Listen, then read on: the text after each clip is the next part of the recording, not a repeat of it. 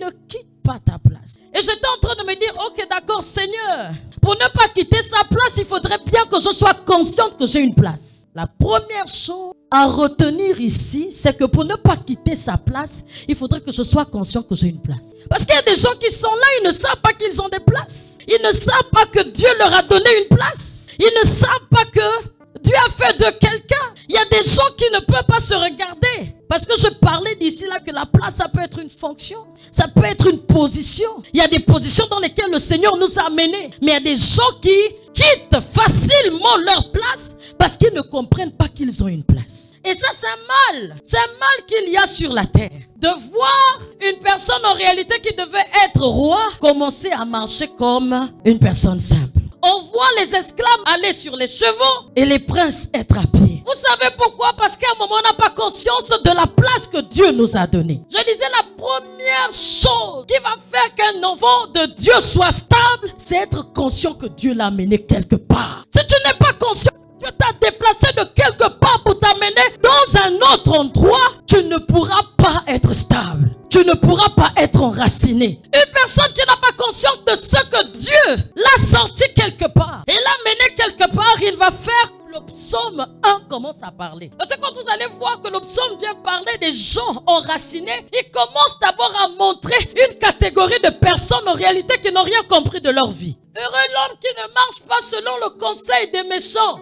Écoutez, quand on voit cette histoire, on se dit c'est quelqu'un qui est en train de marcher, mais c'est quelqu'un en réalité qui est instruit. C'est quelqu'un qui dirige sa vie. C'est quelqu'un qui prend ses décisions. C'est quelqu'un qui a des réactions par rapport au conseil des méchants.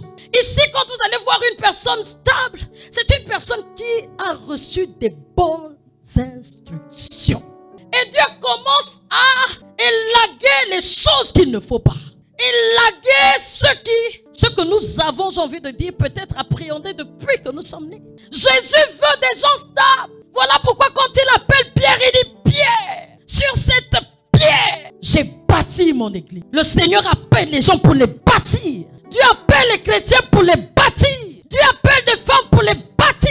Et donc Dieu va élaguer certaines notions qui nous amènent à facilement nous déplacer. Facilement à être inconscients. Parce qu'ici, c'est des personnes qui sont dirigées. Des gens qui n'ont pas pris conscience qu'il y a un Dieu qui les a sauvés et qui les a placés quelque part. Voilà pourquoi Dieu veut élaguer. Et ce sont des personnes qui vivent malheureuses. C'est des personnes qui n'ont pas de position. C'est des personnes qui n'ont pas de personnalité. C'est des personnes même étant dans des fonctions n'ont pas de personnalité. C'est la vérité. Tu peux être là, être appelé directeur, mais tu n'as pas d'assise. C'est-à-dire, tu as un poste, mais un poste qui ne te ressemble pas. Un poste que tu n'as pas pu conquérir par rapport à ce qui est en toi. Ne quitte pas ta place. Il y a des choses à élaguer. Quand on vient dans la maison de Dieu, quand on se retrouve chrétien, il y a des choses à élaguer. Il y a des conseils qui ne sont pas bénéfiques pour nous. Il y a des conseils qui nous emporteront dans le malheur. Il y a des... J'ai envie de dire, parce qu'il commence par les conseils. Moi, je vais élaguer. Quand le Seigneur donne un verset, je commence à élaguer depuis le début. Parce qu'il faut comprendre pourquoi lui descend à aller dire qu'il faut que tu sois planté. Il te demande d'être planté parce qu'il y a des choses qui peuvent apporter le malheur dans ta vie. Voilà pourquoi il commence en disant « Heureux l'homme qui ne marche pas selon le conseil des méchants ». Donc Dieu vient élaguer ces choses parce qu'il y a des gens qui vivent de façon malheureuse. Il y a des gens qui la méchanceté a amené à un niveau bas. Dans ta famille, on sait que tu es le dernier. On sait que tu es le vilain. Vous avez déjà écouté ça un jour? Tu es vilain.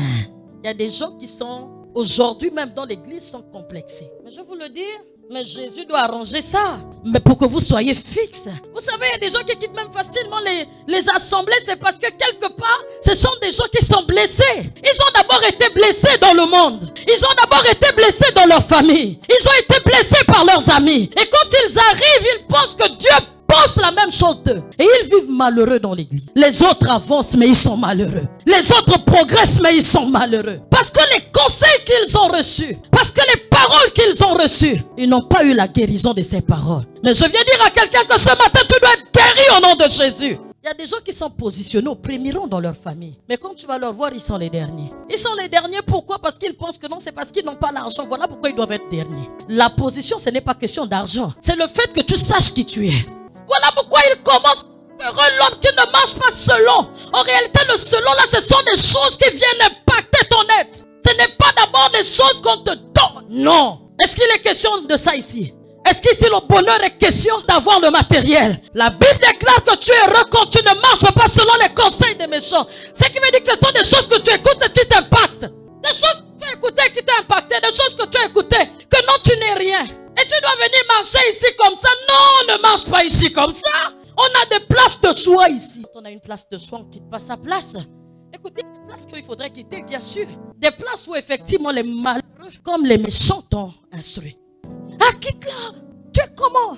Toi, tu penses que tu vas aller où? Tu vas aller où? Tu vas aller où? Tu vas aller où? Tu n'iras nulle part. Oh! En tout cas, les autres même, les conseils des méchants, en réalité, ce n'est que la tradition de chez eux. Tu leur dis que vous ne pouvez aller nulle part. Vous deviez rester là. Écoutez, il y a quelque chose que j'ai envie de vous dire. Il y a une personne qui a eu à prendre votre place et vous a donné une place de choix. Et cette personne s'appelle Jésus-Christ de Nazareth. Alléluia! Alléluia! Ma place ici, je ne la discute avec personne. Mais j'ai une place de choix. Est-ce que les enfants de Dieu peuvent être fiers?